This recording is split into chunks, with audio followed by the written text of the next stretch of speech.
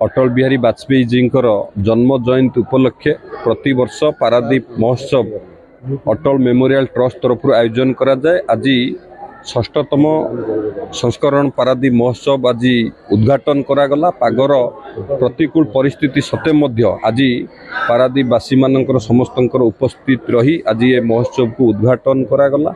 अटल जी पारादीप प्रति जो अवदान विशेषकर 1999 बात्यारे जितेबले ध्वंस विध्वस्त हो जाता आम जिला पारादीप एवं एरसमार अंचल ध्वंस विध्वस्त होता एवं ओडिशा किभली भाव में निज गोड़े निजे छिड़ा हम। अटल जी से जो कालजाई वाक्य थिला जे अर्थर अभाव रहिबो नहीं ओडिशा को निज गोड़े छिड़ा हाँवाई विशेषकर आम अंचल से बेसी क्षतिग्रस्त होता एवं ता सहित पारादीप रे आईओसीएल रिफाइनरी की प्रतिष्ठा करने तांकर जो विजन थिला तांकर जो दूरदृष्टि संपन्न नेतृत्व था से पारादीप आज द्रुत गति रे विकास क्षेत्र में आगू को बढ़ुची।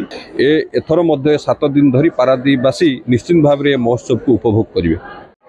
वाजपेयी मानव केवल राजनीतिक नेता नथिले, जड़े विशिष्ट प्रज्ञावान जन श्रेष्ठ कवि भाव में से विश्ववंदित थे।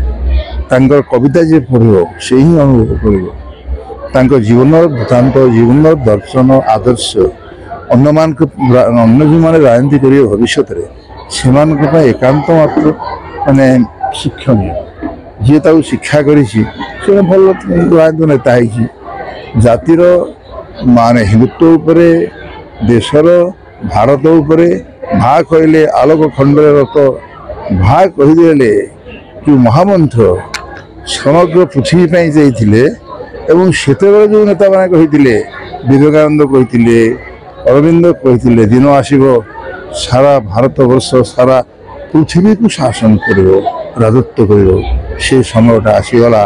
तार प्रमाण हूँ आज पारादीपर सभा जड़े लोक एकुटिया लगिकी पछरे किसी अच्छा शिक्षित सांबादिक से जो सभाटी कर आखे देखी पिन ऑफ साइलेंस